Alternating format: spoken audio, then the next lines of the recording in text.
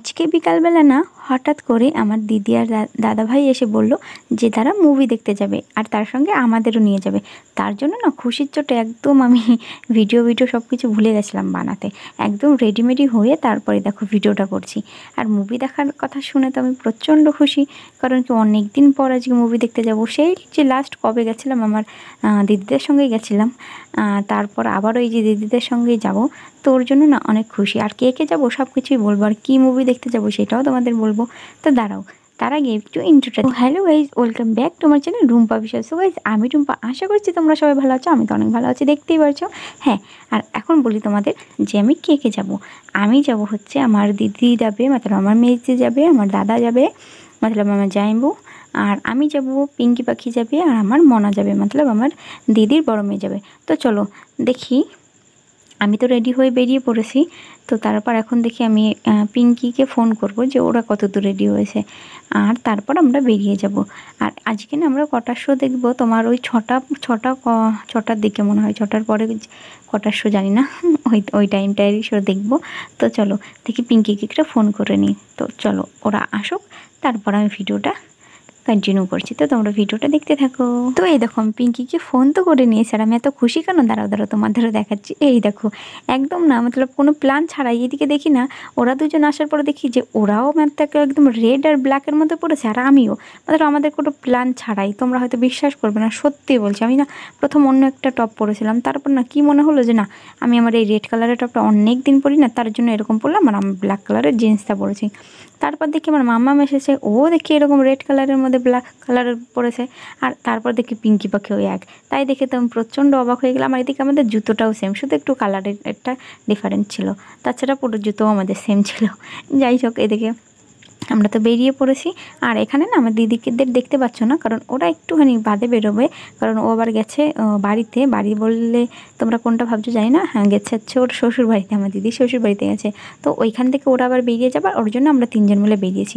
তো দেখো এখন এসে দাঁড়িয়েছি আমাদের ইটভাটাতে এসে দাঁড়িয়ে এত মজা করেছিলাম। এর জন্য বলছিলাম যে দেখো 3 সন্ন্যাসী বেরিয়েছে, কারণ ও সন্ন্যাসীরা দেখো এরকম লাল রঙের শালু টালু পরে থাকে, আর আমরাও তিনজন একদম লালে লাল হয়ে গেছি। ওর জন্য আমার একটু অদ্ভুত লাগছিলো, মনে হচ্ছিলো যেন সবাই কেমন যেন আমাদেরই দেখছে, কারণ কি আমরা মনে হচ্ছিলো যে প্ল্যান করে এরকম করেছি, কিন্তু না, হঠাৎ করেই হয়েছে। যাই হোক, দেখো চলে এসেছি আড়ংঘাটা স্টেশনে। আর এসে তো দেখি যে দিদিরা এখনও আসেনি, তারপর ওদেরও ফোন করে নিয়েছি। তো ও একটু পরে চলে আসবে, ওর জন্য দেখো ওই দেখো দিদি চলেও এসেছে। আর এদিকে না তোমার ট্রেনের অ্যানাউন্সও হয়ে গেছে যে এক্ষুনি ট্রেন ঢুকবে। তো দাদাভাই এখানে নেই, কারণ দাদাভাই আবার একটু পাশে মানে জলের বোতল টটল কিনতে গেছিলো। তো চলো দেখি ট্রেনে উঠে পড়ি। আর চলো তোমাদের সঙ্গে না একবার রানাঘাট গিয়ে কথা হচ্ছে। তো চলো, তো এই দেখো রানাঘাট চলে এসেছি। আর রানাঘাট বলতে মানে এমনিতে না সচরাচর রাতে আমার সেইভাবে বেরোনো হয় না, শুধু রানাঘাট বলি না, আজকে হট করে বেরিয়েছি, বেশ ভালো লাগছিলো। বিশেষ করে এই ওভারব্রিজটা পার হওয়ার এই ভিউটা অনেক বেশি ভালো লাগছিলো রাতের বেলা। ওর জন্য না ঝটপট করে আমি একটু ভিডিও করে নিয়েছিলাম। তো চলো এখন একটু দৌড়াচ্ছিলাম, কারণ আবার একটু টোটো ধরতে হবে ওর জন্য। তো এই দেখো চলে এসেছি হলের সামনে। আর আমরা এসেছিলাম না সুরেন্দ্র হলে। হ্যাঁ, এইটা যে সুরেন্দ্র হল আমি না আগে জানতাম না। আমি জানি যে 2টো হল আছে আমাদের রানাঘাটে, কিন্তু কোনটা কী নাম আমি জানতাম না, আজকে এটা জেনে নিলাম। আর এই পেছনের এই ব্যানারটা দেখে তোমরা বুঝতেই পেরেছো যে আমরা কী মুভি দেখবো। হ্যাঁ, আমরা দেখবো হচ্ছে স্ত্রী 2। হ্যাঁ, এইটা হচ্ছে ভূতের মুভি গাইজ। আমি তো এমনিই এত ভীতু মতলব আমি এখনও বাথরুমে যেতে গেলে আমার মাকে ডেকে নিয়ে বাইরে যাই, আর সেই মানুষ আমি চলে এসেছি ভূতের মুভি দেখার জন্য। এমনিতে খুব এক্সাইটেড, দেখা যাক কী হয়। আমি সবথেকে ভয় পাচ্ছি এইটা, যে আমার রাতের আমার কী অবস্থা হবে বাড়ি এসে।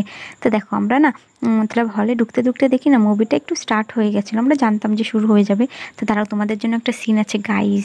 আমি না একটুখানি লুকিয়ে ভিডিওটা করেছিলাম, যেহেতু ভিডিও করা অ্যালাউ ছিল না, তারপরও তোমাদের জন্য না একটু ভিডিও করেছি দেখানোর জন্য। তো দাঁড়াও তোমাদের সেই সিনটা দেখাবো, যেহেতু বললাম ভূতের মুভি, তো ওর জন্য একটুখানি মতলব আমি ভিডিও ফুটেজ নিয়েছিলাম। তো চলো তোমাদের একটু দেখিয়ে দিই, সাউন্ড দিয়েই দেখিয়ে দিই। A few moments later.